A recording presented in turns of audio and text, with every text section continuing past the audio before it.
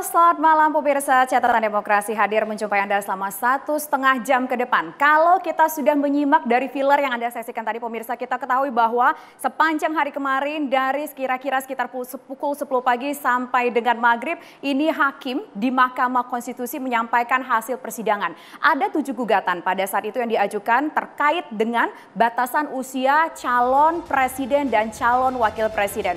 Dari 7 gugatan itu pemirsa, ditolak 6, tetapi yang mengejutkan satu gugatan terakhir ini ternyata diterima, di mana gugatannya kita tahu bahwa ini adalah menggugat pasal 169 huruf Q tentang Undang-Undang Pemilu yang membatasi mengenai batasan usia capres dan cawapres minimal 40 tahun. Tetapi ternyata dalam putusan yang disampaikan oleh Majelis Hakim di Mahkamah Konstitusi kemarin menyebutkan hasil dari persidangan bahwa untuk menjadi calon presiden dan calon wakil presiden usia minimal memang 40 tahun, tetapi jika yang bersangkutan pernah atau sedang menjadi pemimpin ataupun pejabat kepala daerah ataupun pejabat negara yang dipilih melalui proses pemilu, maka yang bersangkutan punya hak untuk menjadi calon presiden dan calon wakil presiden. Nah, sepanjang persidangan kita juga melihat ada pendapat yang berbeda dari masing-masing 9 hakim. 3 yang mengatakan bahwa menyetujui adanya perubahan usia yaitu di bawah 40 tahun termasuk juga adanya persyaratan yang kita sebutkan tadi pernah memimpin melalui pemilihan umum. Kemudian ada 2 hakim yang menyatakan concurring opinion. Kemudian ada 4 hakim yang menyatakan dissenting opinion atau tidak setuju. Nah, suara dari masyarakat pun beragam. Ada yang kontra dengan keputusan dari Mahkamah Konstitusi ini, kemudian juga ada yang pro dengan keputusan Mahkamah Konstitusi ini. Dan malam hari ini kami hadir dengan judul yang kami angkat pada malam hari ini itu heboh putusan MK, kenapa banyak yang protes. Dan saat ini kami juga tentu di studio kami sudah bersama dengan teman-teman dari Universitas UIN dan juga dari IKJ. Boleh tepuk tangannya dulu untuk teman-teman. Calon pemimpin bangsa ini sudah hadir di sini dan juga akan menyimak bagaimana diskusi dari beberapa pihak yang pro, kemudian dari beberapa pihak yang kontra akan keputusan dari MK ini. Dan langsung saja saya perkenalkan siapa saja malam ini narasumber kita. Saya perkenalkan yang pertama dari pihak yang pro terlebih dahulu ya, ada Bang Riza Patria. Selamat malam Bang Riza. Bang Riza ini merupakan politikus dari Gerindra, kemudian juga ada Bang Panel Barus dari Projo. Selamat malam Bang Panel Barus. Dan juga ada Bang Noel Immanuel Benezer dari Joman. Selamat malam Bang Noel. Kemudian kita perkenalkan dari narasumber kita ada yang 3 yang kontra, yaitu ada Bang Ferry Amsyari merupakan pakar hukum tata negara. Selamat malam Bang Ferry. Kemudian juga ada Bang Faisal Assegaf selaku kritikus politik. Dan juga ada Bang Ruth Sitompul dari PDIP. Selain itu, kami juga saat ini akan nanti mendengar suara dari mahasiswa, tepatnya dari mahasiswa BEM UI. Kita cek apakah sekarang sudah tersambung dari mahasiswa BEM UI, yaitu ada Daniel Winarta. Halo, selamat malam Daniel Winarta. Ya, selamat malam Mbak Tisa. Ya, nanti kamu akan saya minta ya suaranya gimana soal keputusan MK kemarin sudah kita simak dan kita dengarkan bersama-sama. Baik, tanpa berpanjang-panjang lebar lagi, saya mau ke Bang Faisal terlebih dahulu yang tampaknya cukup keras nih. Ya, langsung lempar-lempar nih, enggak dong. Di luar kita dengar cukup keras, di Catatan Demokrasi kita juga pengen dengar suaranya soal putusan MK kemarin. Bang Faisal. Ya, terima kasih. Selamat malam. Saya kira ini satu gempa politik yang bukan berdiri secara tunggal, tapi sebelumnya ada ledakan-ledakan lain yang memang melibatkan putra presiden. Kita dihebohkan oleh sajian cepat pengangkatan Kaisang sebagai ketua PSI, kemudian sekarang kakaknya diberikan peluang karpet merah oleh Mahkamah Konstitusi sebagai calon wakil presiden untuk mendampingi Prabowo Subianto. Keputusan yang terjadi di MK ini sulit untuk menghindari nama Gibran, sehingga semua bersepakat kalau tidak ada variabel Gibran maka tidak ada perbincangan. Keputusan apapun dibuat di Mahkamah Konstitusi berjalan biasa saja. Tapi ada injeksi, ada karpet merah, ada sesuatu yang spesial kehadiran putra presiden yang hampir sejak naik sebagai wali kota Solo.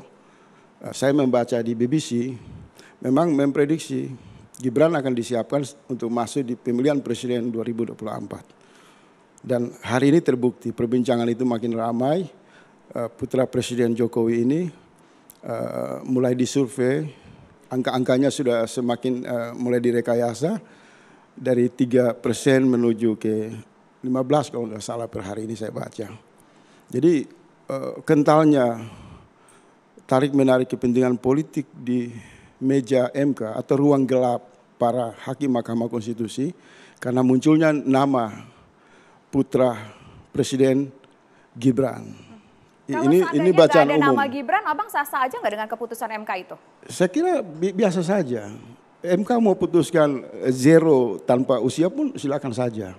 Tetapi karena ada problem resistensi hambatan di dalam undang-undang pemilu di mana pembatasan usia kemudian di balik layar terjadi semacam perselingkuhan politik yang memberikan satu gambaran kerjasama antara Pak Jokowi dan iparnya Ketua MK. Sehingga saya pribadi juga mungkin bersama mereka yang ada di ruang publik bersepakat bahwa sebenarnya meja dan gedung MK itu dipinjamkan saja untuk ipar presiden mengumumkan kepada publik bahwa mereka sudah mendapatkan satu pasal dinasti politik untuk meloloskan Gibran sebagai calon wakil presiden. Wah. Mendampingi Prabowo juga yang berasal dari dinasti politik yang paling lama.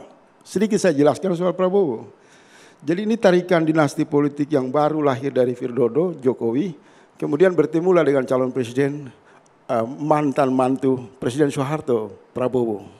Dan bicara tentang tarik menarik kekuasaan politik di lingkaran istana, memang tidak pernah lepas dari Prabowo, selalu membuat kekacauan. Di masa Soeharto berkuasa, manuvernya menimbulkan penculikan sejumlah aktivis, dan kemudian pada era SBY, Prabowo juga mengambil hatta rajasa sebagai cawapres dan 2024. Kita fokus dulu nih soal putusan Semangat MK kemarin. dinasti politik itu melamar lagi Gibran. Oke, kita fokus dulu nih ke soal putusan MK kemarin. Bang Noel, ini nggak main-main ini tudingannya Bang Noel. Gimana dari Prabowo Mania? Gini, Mikrofonnya Bang? sebetulnya kita prihatin lah ya dengan fenomena hari ini. Saya ini selalu punya semangat mendukung kepemimpinan kaum muda. Karena kita lihat puluhan tahun para politisi tua yang korup ini selalu membatasi kepemimpinan kaum muda. Kita sudah muak dengan itu, apalagi dengan narasi-narasi yang orkestrasinya seakan-akan ada bangunan politik dinasti. Politik dinasti yang mana? Tunjukkan ke saya hari ini. Semua hari ini dengan sistem yang sangat demokratik hari ini, siapapun para kandidat yang ingin menyalonkan di eksekutif melalui pemilihan langsung, bukan penunjukan langsung. Ingat bahwa siapapun hari ini yang ingin memimpin eksekutif melalui mekanisme yang sangat demokratik. Nah, saya melihat Mahkamah Konstitusi yang kemarin bersidang seharusnya berani aja putuskan umur 35 tahun tapi berlakunya nanti biar tidak terjadi polemik. Lantas kemudian kenapa orang alergi dengan wacana-wacana yang hari timbul di masyarakat? Jujur, kasihan anak-anak muda. Ingat, Republik ini lahir dan besar karena kepemimpinan kaum muda. 1928, kemudian ada 1998. Kemudian hari ini mau dibatasi kepemimpinan kaum muda. Kita lawan. Kita lawan. Kita tidak akan pernah membiarkan politisi tua membelenggu dan membatasi kepemimpinan kaum muda. Dan saya yakin 2024 nanti anak muda harus berani memimpin di eksekutif. Oke, dan Pak Prabowo membangun jembatan emas, memberi ruang kepemimpinan kaum muda untuk memimpin pasca Pak Prabowo. Pilih Pak Prabowo. Oke, Bang, tapi ini yang harus di-highlight belum kampanye, Bang, belum masuk ke kampanye. Ya, apa-apa. Tapi gini, Bang, yang harus di-highlight adalah di sini keputusan dari MK kemarin adalah memberikan ruang kepada generasi muda untuk menjadi pemimpin, bukan untuk dinasti ya, Bang. Ya, Bang sepakat dengan itu ya, Bang? Makanya dinastinya, definisinya dinasti itu apa? Jelas dulu, jangan sampai bias. Ini kadang-kadang kan kita gampang sekali melontarkan pernyataan-pernyataan tanpa menjelaskan definisinya. Itu menjadi problem, terorkestrasi di mana-mana, bikin spanduk, bikin apa. Itu teman saya semua, saya tanya, lu paham gak tentang politik dinasti? Kenapa kalian biarkan puluhan tahun di partai politik yang sudah melakukan praktek dinasti itu sendiri? Kenapa ketika Pak Jokowi kalian serang? Ini maksudnya partai mana nih, Bang? Ya tahulah, Saya nggak mau ngomong partainya. Tapi yang jelas partai itu partai korup dan feodal. Udah. Waduh, nggak main-main ini tudingan ya Bang ya. Itu. Ini kayaknya harus dijawab. Feodal dan korup. Wah ini nggak main-main Bang, ini kayaknya harus dijawab sama Bang Ruhut. Nggak, saya nggak pernah bermain-main dalam hal ini. Kayaknya harus dijawab sama Bang Ruhut, silakan Bang Ruhut. Aku tersenyum aja melihat komentar dari sahabat saya yang pertama. Saya senang sekali. Dari adik saya, aku makin sur, kan gitu. Apa yang bikin sur Bang? Pertanyaan pembawa acara itu membuat aku semakin sur lagi. Waduh, ini harus dikasih tahu kenapa, Ya, kenapa? Alasannya. Memang PDI Perjuangan kader-kadernya hebat-hebat. Kader muda Gibran jadi rebutan semua orang. Itu kader kami loh, PDI Perjuangan. Pak Joko Widodo sukses 2 periode. Hebat kan? Ya, banyak hasil yang beliau lakukan. Tapi kedua kader kami ini masih tetap tegak lurus kepada Ibu Megawati Soekarno Putri. Profesor Dr. Haja. Ya. Jadi yang rame-rame ini saya sebagai kader Ibu Mega, kami PDI Perjuangan selalu diingatkan. Ini tahun politik. Kita mau pesta demokrasi. Pemilihan presiden dan legislatif. Biarlah hiruk pikuk di luar itu. Tapi kader-kaderku turun ke bawah, turun ke akar rumput. Sebagai seorang marhaen kalian rebut menangkan hati rakyat. Bagaimana kita bisa mendapatkan orang boleh ngomong apa. Kami hanya memohon kepada Tuhan kemenangan hat-trick. Insya Allah akan terjadi. Oke baik, tapi gini oke lah optimis itu boleh Bang ya. Tapi bagaimana suara di PDI sendiri Ya, menanggapi gimana soal Mbak putusan bilang MK? optimis boleh. Gimana nggak optimis? Baru kami partai yang menang berturut-turut 2 kali. Sekarang target kami 3 kali. Jadi bukan optimis. Itu doa kami. Semoga didukung seluruh rakyat Indonesia. Tapi dengan putusan MK masih optimis nggak? Oh tetap optimis. Hormati itu putusan MK loh. Suara di dalam PDI sendiri bagaimana menanggapi soal putusan MK kemarin Bang Ruhut? Kami tenang-tenang aja. Lihat kemarin waktu deklarasi Projo. Keren nggak Pak Joko Widodo? Orang mau bilang apa dia tetap kader kami. Tetap tegak lurus. Dia katakan apa? Tapi ngomong-ngomong gini, oke Gibran merupakan kader dari PDIP. Kabarnya Gibran dan Ibu Mega akan bertemukah hari ini? Saya mau konfirmasi itu dulu. Hari ini atau besok?